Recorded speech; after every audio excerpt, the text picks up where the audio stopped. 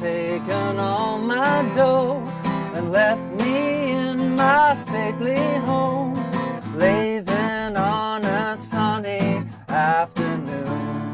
And I can't sail my yacht, he's taken everything I got.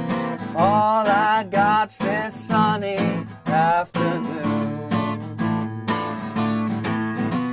Save me, save me, save me from this squeeze. I got a big fat mama trying to break me. And I love to live so pleasantly, live this life of luxury, blazing on a sunny afternoon. In the summertime, in the summertime, in the summertime.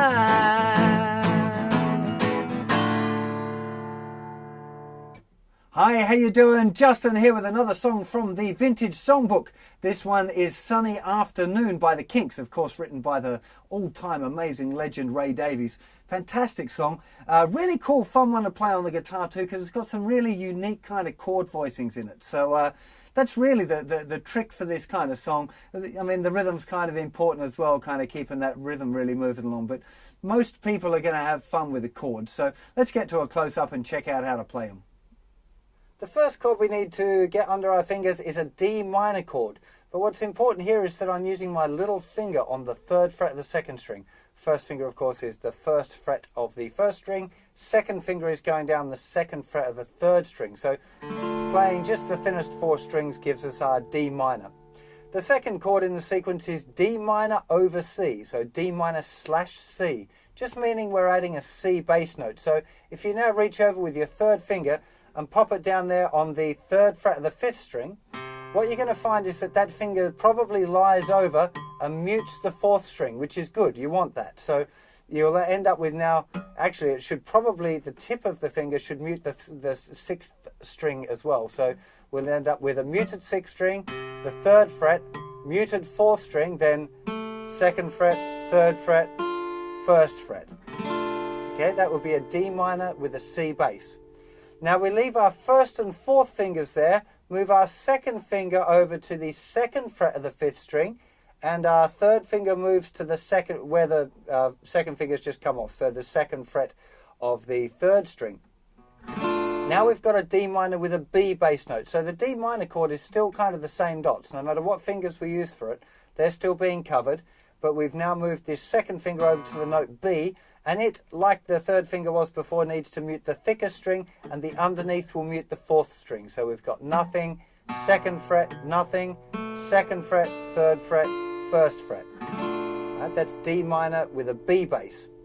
Now we've got another interesting chord, which is D minor with a B flat bass. Now what this one, the weird thing about this one is you've got to use what's called a bridging bar. So my finger, a normal bar chord, I'd try and keep my finger quite flat, but for this sort of one, really what I want is I want to mute the thicker string, play the 5th string, 1st fret, and mute the 4th string. That's what I'm really concerned with. And the underneath tip of my, I don't know what it is, the underneath part of my 1st finger is also pressing down on the thinner string. The rest of the strings underneath are muted. Well, actually, it appears the 3rd string's not properly muted, but it doesn't matter because we've got these 2 fingers down where we had them before. So this one we've got now mute, 1st, mute, 2nd fret, 3rd fret with a little finger, and the 1st fret is the underneath of that 1st finger, kind of, I call it a bridging bar, these kind of round bar shapes where you're just really trying to get 2 notes out of it, and the middle ones aren't really very important. Particularly, actually, we really want to make sure that that D string is muted. That would be a D minor with a B flat bass. Okay, so that sequence, D minor with a C bass, D minor with a B bass, D minor with a B flat bass, and now we go to an A chord, just using a little bar. So we're not playing the thinner string, or we're muting it, depending on, either just don't play it or lift the kind of the 1st finger bar up enough to mute it a bit. Then we want, that's an A chord. Then we want A with a G bass note. Okay? Now the next chord, so it's just the second finger touching the 3rd fret, muting the 5th string, A with G. Now the next chord, which is A with an F bass, I would normally play it by reaching over with my thumb to play the F, trying to mute the 5th string, may or may not happen depending on how good I happen to grip it, and then I've got the A chord. But I know for many of you that's going to be difficult because it's awkward for me. So if that's from here going from the A to the G, you could also jump to this. It's a very weird sounding chord on its own. In context it's fine. Using your 1st finger on the note F, the 1st fret of the thicker string, muting the 5th string, and using your 3rd finger to play that little A chord. And then you've got A with an E bass, which is exactly the same as a regular A chord, but our bass note is the thickest E. So on that, the A section, we got A with a G bass, A with an F bass, to A with an E bass. Okay, so right the way through that sequence now. D minor with a C bass, D minor with a B bass, D minor with a B flat bass, A with a G bass, A with an F bass, A with an E bass. So that's kind of the main sequence there that you need to be kind of getting to grips with. Okay, so let's have a walk through the different sections now and talk about the way that we're using these chords. So the intro is exactly those chords that we've just been looking at in that order. So we have D minor with a C bass, with a B bass, with a B flat bass, to the A chord, with a G bass, with the F bass, to the E bass. And it does that again. So one more time, D minor, with a C bass, with a B bass, with a B flat bass, to the A, with a G bass, with an F bass, with an E bass. Okay, I'm going to talk a little bit more about playing the rhythm back in a wide in a minute, so let's just get the chords down first. So that's the intro. Now the verses. We're starting off with a D minor for a whole bar. To C my tone, to F me in my C7 home. Most of you, I'm hoping, know the C7, so just regular C, little finger down there on the 3rd fret of the 3rd string. And then to lazing on a sunny afternoon. So that was just that rundown like we had in the intro. A to A with a G bass, to A with an F bass, to A with an E bass, to D minor. And I can't see my yard. He's effing every C7 I got. A2 with a G bass, with an F bass, with an E bass, to D minor for 2 bars. Okay, that would be the verse. Now, just a little note here at the very end of the verse, you got 2 bars of D minor. If you want to, a nice way of kind of working into the bridge is to use a little octave thing. So you have D minor, 2, 3, 4, 1, 2, 3, 4. Okay, so after the second bar of D minor, first strum will be on the D minor chord. And if you've learnt your octaves, you can use octaves of A, which is just the 5th string open, 2nd fret on the 3rd string, B octave, C sharp octave. If you want to, if you're not sure about how to do that, check out the lesson on my website. But you don't have to do that. It's just a nice little run. Sunny afternoon. And it leads us nicely into this bridge. Now, the chords for the bridge are this.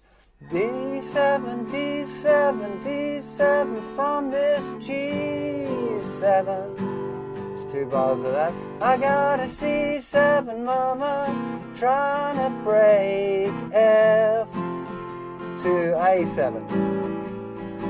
Okay, that's the bridge chords. Now, the first chord, D7, I much prefer the sound of playing it up here, which is exactly the same as the C7 that we looked at earlier, the one open position one. I'm sure most of you are familiar with that C7 chord. But if you move it up 2 frets, make sure the outside 2 strings are both muted, right? So the tip of your 3rd finger should be muting the thicker string, and the underneath of your 1st finger should be muting just under there, muting the thinner string. The cool thing about this is you can get a real good kind of groove on with the rhythm by pressing the chord down, and as you lift the chord up, the sound stops, which is really good for getting this kind of... Now, you don't have to do it that way. You can save me, but you know, it's harder to get that rhythm. So I think it does sound better. Save me from this squeeze. Now, the same with the G7. You know, you can definitely do the open chord version of G7, but those of you that have done your bar chords, go to a regular G bar chord, lift off your little finger. There's your G7. Then we got to the C7, and one at the end, 1 bar of F, 1 bar of A7. So that one more time. 2, 3. Save me from this squeeze. I got a C7, mama, trying to break F to A7. Okay, so now we're into the chorus. We got D minor. I love to live so G7 lead. D minor, this life of G7 to C7. F-ing on an A7 after D minor to C bass. And then we're into that little rundown, okay? So the first part of the chorus, D minor for 1 bar. Live so G7 lead.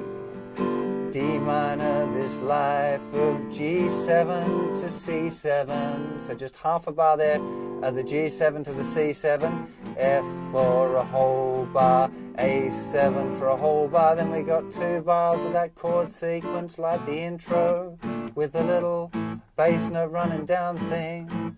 Depending on which way you're gonna summertime. In summertime.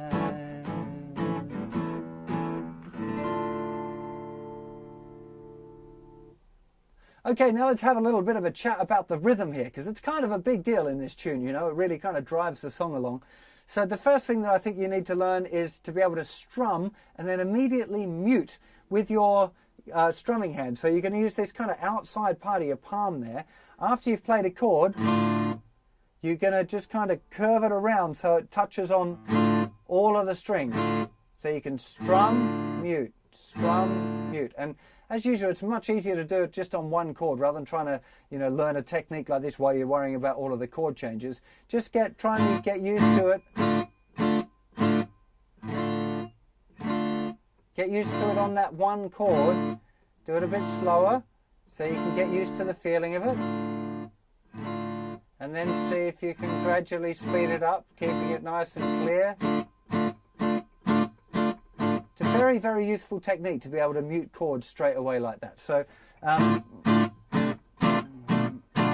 straight away the intro's got a nice vibe if you're doing that kind of rhythm.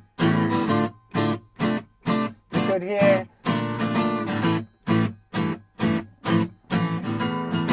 you could add in some extra upstrokes as well and leave it open if you want. You know, it's up to you to kind of interpret it if you're playing it on your own. So once we start with the verses, Taxman's taking on my door. 1, 2, 3, 4, 1, 2, 3. There's a whole range of different patterns you could use for that. If you're, if you're struggling with your rhythm guitar, you might just want to apply maybe Old Faithful, a down, down, up, down, down, down, up. That'll sound good. The taxman's taking on my door, left me in my stately home. You could be having that. I quite like 2 and 3 and 4, 1, 2 and 3 and 4, 1, 2 and 3 and 4. And it's important here to listen as well to the groove of it, because it's not just dead straight, this one. It's got like of a 2, 3, 4, 1, 2, 3, 4, 1, 2, 3, 4. We've got a heavy accent on 2 and 4 and a little bit of a shuffle feel there. So have a listen to the original and try and cop that feeling as well. You know, that's kind of an important part of the groove. You don't have to. It doesn't have to be exact, especially if you're playing it by yourself, like in this kind of an acoustic guitar environment. You know, where you're playing for your friends and having a sing along. You know, but you got to make it feel good and getting the groove you know, to feel good is an important thing. And usually the best way to do that is listening to the original recording and trying to play along with it and trying to absorb the feeling that way. But anyway, so taking all my toes, down, down, up, down, up, down, down, down, up, down, up, down, stops. On a sunny afternoon, and I can't feel my young. Down, down, up, down, up, down, up, down, down, up, down, and then stops. On a sunny afternoon. Save me, save me, save me. Now, when you go, if you're going to go into this feel, it's really about getting that nice strong accent on 2 and 4. So 1, 2, 3, 4, 1, 2, 3, 4, 2, 3, 4. I just noticed as well I'm moving the bass note over. I hadn't realised I was doing that before. I'm playing D7 and then moving my third finger over to the thicker string to play the A. So I'm getting like this bass note. I don't think that's on the original recording. I don't think it sounds bad, so you might want to try that. But just in case any of you have noticed and wondered why I hadn't mentioned it. So, but anyway, the groove. 3, 4, 1, 2, 3, 4, 1, 2, 3, 4, 1, 2, 3, 4, 1, 2. Getting those nice accents. And one nice thing as well, if you go to those D7 chords like that and you keep it real nice and tight for that section, when you go to the chorus, if you start strumming again,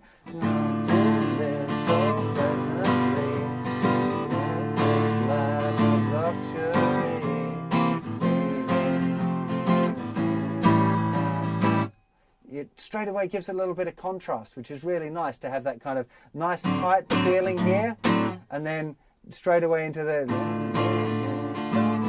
and then it's eventually going to go back into that feeling again, the quite stoppy thing. So you know, contrast can be a really nice thing, especially between verses and choruses when you're playing, you know. Verses, as I just said, that's kind of funny. That's like an extra verses. So I think that's kind of it. That's plenty enough verses from me. I hope you enjoy playing this song. It's a great song. Great song. Ray Davies is awesome. Anyway, hope you enjoy it, and I'll see you for another lesson very soon. Take care of yourselves. Bye-bye.